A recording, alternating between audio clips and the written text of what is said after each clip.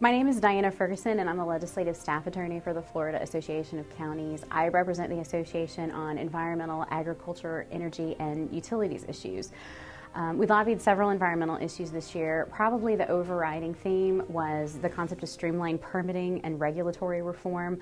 House Bill 7143 by Representative Williams and Senate Bill 2026 by Senator Altman had several provisions, some of which we actually supported. They would have eased the burden on local governments in their capacity as regulated entities.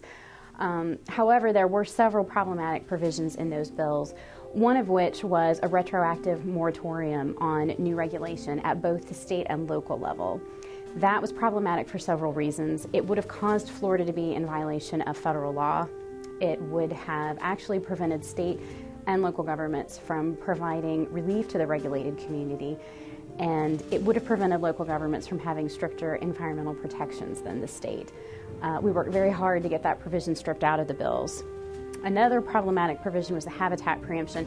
At one point, local governments would have been preempted from taking any action relating to habitat. That would have had dire environmental consequences, since local governments do most of the habitat protection and restoration in Florida. And so we worked very hard to get that provision stripped out as well. Although at the end of the day, those bills did not pass. Another priority we spent a lot of time on was the ag preemption. That was House Bill 1133 by Representative Popple and Senate Bill 1974 by Senator Bennett. Those bills would have retroactively preempted local government environmental and land development regulations as they pertain to certain agricultural operations. Those bills also did not pass. And we spent a significant amount of time on budget issues this year. One of the biggest was what was called the trash tax. Really, it was a solid waste disposal fee that would have been assessed against the owners of landfills. Since local governments own most of the landfills in Florida and they're statutorily directed by statute to provide solid waste collection services, that would have been a very bad legal precedent, and we worked hard to ensure that the Senate never took that issue up. Another budget issue we spent a lot of time on was the Inland Protection Trust Fund.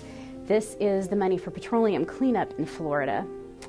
It was actually at risk of being cut altogether, which would have resulted in county layoffs. It would have put private contractors completely out of business.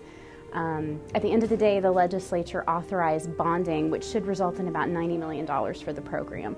While that's still a pretty significant cut, it at least keeps the program going.